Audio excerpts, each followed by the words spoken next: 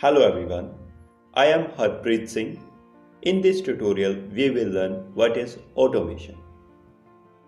Automation is derived from word automatic. Auto means self and matic means motion. So automation is known as self work done.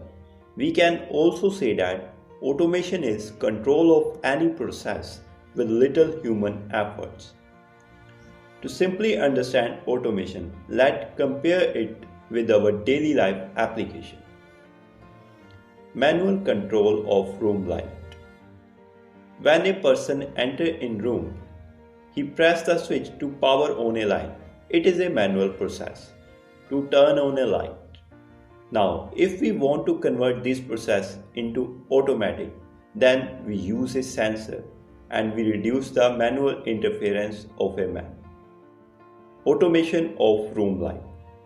To make this process automatic, we use a proximity sensor which senses the entrance of man in room and switch on the light with their output signal.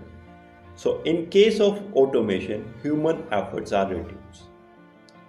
So in this process, we convert the manual control of room light into automatic or automation of room light. Thank you.